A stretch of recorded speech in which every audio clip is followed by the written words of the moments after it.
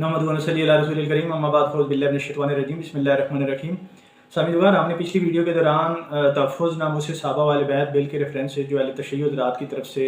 उनकी press conference की सूरत में या तहरीरी सूरत में जो उनकी तरफ से तहफ़्फ़ुज़ात आए थे उसका तफसीली पोस्टमार्टम हमने कर दिया है। इसके अलावा कुछ और चीज़ें मौसूल हुई हैं जिसका जवाब ज़रूरी था और इसके लिए हमने इस वीडियो का इंतखाब किया है, क्योंकि पिछली वीडियो भी बहुत लंबी हो गई थी जो नाज़रीन के लिए तवालत का बायस था। इस वजह से हमने इसको दूसरे हिस्से में जवाब देने के लिए वो तरतीब दिया है। इस हवाले से अज़हर अब्बास हैदरी जो शिया आलम है, शिया मज़हब का बहुत बड़ा मनाज़र है, उसकी तरफ से ये चीज़ आई है कि ये जो सज़ा पाकिस्तान के आइन में काउंट की गई है, इस हवाले से कुरान और सुन्नत में कहीं भी कोई सबूत मौजूद नहीं है। यानी कि रसूलुल्लाह के दौर में ऐसी कोई सज़ा सहाबा किराम के तौहीन करने वाले के लिए मुख्तस नहीं हुई है और खुलफाए राशिदीन के दौर में भी ऐसी कोई सज़ा मुख्तस नहीं हुई है, जैसा कि उसने वीडियो में कहा है। नाज़रीन, मैं आपको बताता चलूँ कि इस हवाले से कुरान और सुन्नत में जो शरई सज़ाएँ हैं वो बुनियादी तौर पर 8 हैं। कत्ल की सज़ा, ज़िना की सज़ा, इर्तिदाद की सज़ा, चोरी की सज़ा, इस किस्म की सज़ाएँ इसमें शामिल हैं। इसके अलावा जितनी सज़ाएँ हैं उनका ताल्लुक़ ताज़ीरात से है और खुलफाए राशिदीन के दौर में कई ऐसे ताज़ीराती हुक्म दिए गए हैं जो दौर रिसालत में नहीं थे। और इसके अलावा बाकी जो इस्लामी हुकूमतें हैं उनकी तरफ से भी इस किस्म के कानून पास होते रहते हैं। और इस हवाले से मैं अगर खुलफाए राशिदीन के दौर की बात करता हूँ तो जनाब मौला अली अलैहिस्सलाम के दौर से मैं आपको एक सबूत पेश करता हूँ कि जब आपके सामने इस किस्म की खबरें आईं कि आपको जनाब शेखैन जनाब अबू बकर और जनाब उमर फ़ारूक अलैहिस्सलाम पर फजीलत दी जा रही है, तो आपने मिंबर कूफा पर जो अनाउंसमेंट किया वो ये थी और ये हमारे मसादिर में सही सनद से मौजूद है। क्योंकि अज़हर अब्बास हैदरी ने अहले सुन्नत मसादिर की तरफ इशारा किया है, तो सबसे पहले तहकीकी जवाब के तौर पर मेरी ज़िम्मेदारी है कि मैं अपनी किताबों से इसका रेफरेंस पेश करूँ। जनाब मौला अली अलैहिस्सलाम ने फरमाया कि जो मुझे अबू बकर और उमर पर फजीलत देगा मैं उसको कोड़ों की सज़ा दूँगा। सामने बार अंदाज़ा लगाएं कि जो मौला अली अलैहिस्सलाम के मज़हब में जो शख्स इतना कहता है कि अली इन दोनों शख्सियात से अफजल, उस पर भी मौला अली अलैहिस्सलाम ने अपने दौर खिलाफत में कोड़ों की सज़ा मुख्तस की है। तो सामीन कार अहले तशय्युअ हज़रात की तरफ से जो गुस्ताखियाँ शेखैन अलैहिस्सलाम के हवाले से इनकी तसानीफ़ के अंदर मौजूद हैं, जो आए दिन मुहर्रम और हराम के दिनों में बिलखसूस और आम दिनों में बिलअमूम शेखैन अलैहिस्सलाम की गुस्ताखी की जाती है, मुर्तद तक कहा गया है, तकफीर तक की गई है और क्या कुछ नहीं कहा गया है। तो क्या इन अल्फाज के बाद इन लोगों पर कोई सज़ा नाफिज नहीं होगी? बिल्कुल होगी। मौला अली अलैहिस्सलाम के इस फरमान की रोशनी में जो सज़ा आज पार्लियामेंट में सेनेट से जो पास हुई है, बिल्कुल वो हक बजानिब है।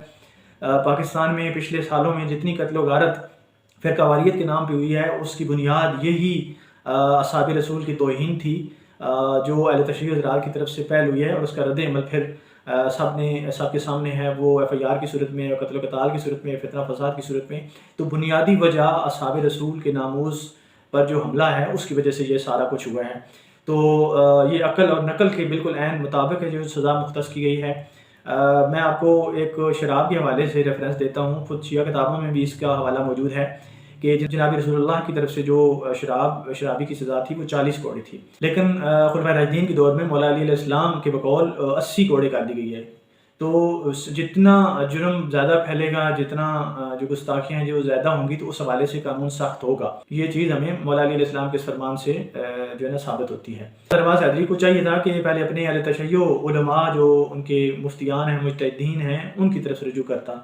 अहले तशय्युअ हज़रात में से कई हज़रात ने यह फतवा दिया हुआ है कि अहले सुन्नत के मुक़द्दसात की तौहीन हराम है और ज़ाहिर सी बात है जो हराम फेल पर सज़ा तो होती है।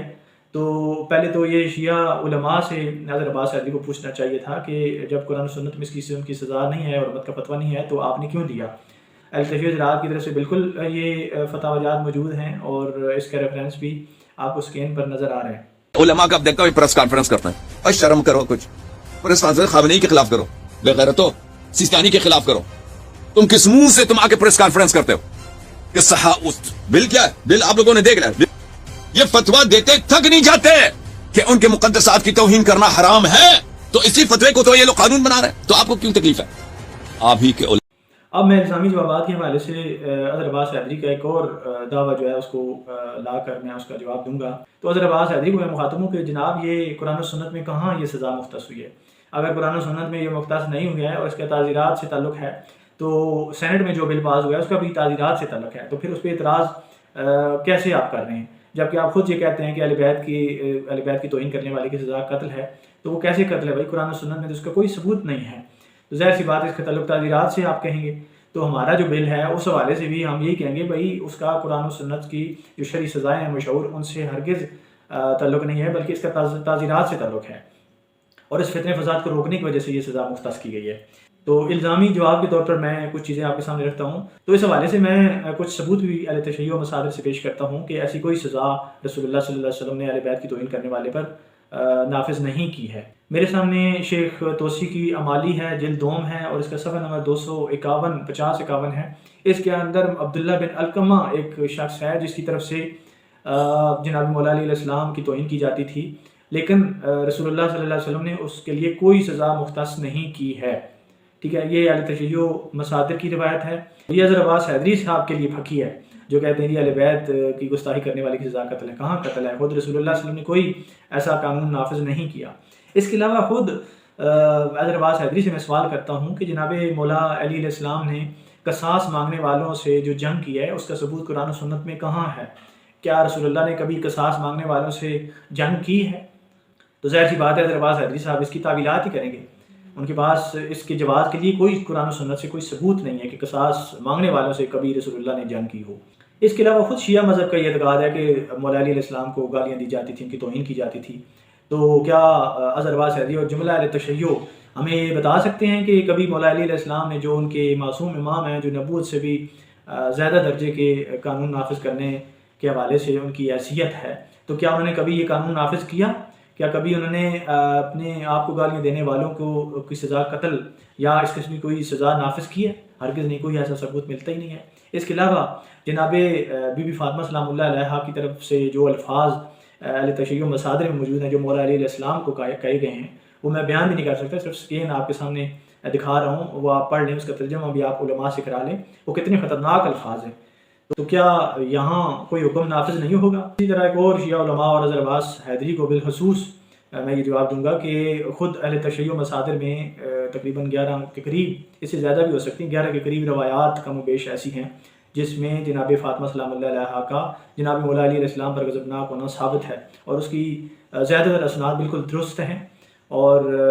ان کے اپنے مجتہدین اور علماء نے ان اسناد پر صحیح کا حکم لگایا ہوا ہے۔ تو اس حوالے سے حضرت عباس حیدری اور جملہ اہل تشیع سے میرا سوال ہے کہ کیا جناب بی بی فاطمہ سلام اللہ علیہا جس سے ناراض ہوں، جس شخصیت کی وجہ سے ان کو اذیت پہنچی ہو، جس شخص سے وہ 3-4 دفعہ ناراض ہوئی ہوں، تو کیا ایسی شخصیت پر کوئی حکم نہیں لاگو ہوگا؟ یا ایسا حکم دور رسالت یا جب جناب مولا علی علیہ السلام نے دوسری شادی کا ارادہ کیا تو کیا ان پر نافذ ہوا تھا جب بی بی فاطمہ ناراض ہوئی تھیں؟ جبکہ آپ کا جو اعتقاد ہے کہ وجہ سے بی بی فاطمہ ناراض ہوں تو ان کے لیے جو آپ کے ذاکرین نے جو منہ سے وہ ایسے خطرناک الفاظ نکالے ہوئے میں یہاں بیان نہیں کر سکتا، وہ کس حیثیت سے، ان کی شرعی حیثیت پر کیا رہ جاتی ہے؟ اگر وہ واقعی وہ لاگو ہیں تو پھر اس شخصیت پر کیوں نہیں لاگو ہوں گے جو 4 دفعہ جس نے بی بی کو ناراض کیا، جس کی وجہ سے بی بی فاطمہ سلام اللہ علیہا کو بہت سخت الفاظ کہنے پڑے، جیسے کہ تجاج طبسی اور مالی توسی میں یہ روایت موجود ہے۔ قصہ مختصر کہ جو سینٹ سے بل پاس ہوا ہے وہ بالکل عقل اور نقل کے مطابق ہے، اور تعزیراتی بل جو پاس ہوا ہے بالکل موجودہ حالات کے عین مطابق ہے، بالکل درست ہے، اور پچھلے کئی سالوں سے جو اصحاب رسول اور اہل بیت رسول کی گستاخیاں ہو رہی تھیں اس کو بند کرنے کے لیے، پھر قواریت کی آگ کو ختم کرنے کے لیے، اور قتل و غارت اور اس قسم کی دہشت گردی کے واقعات کو ختم کرنے کے لیے بالکل بل درست ہے اور عقل نقل کے بالکل مطابق ہے، اور اس پر کوئی جو ہے نا وہ آبجیکشن نہیں ہو سکتا ہے۔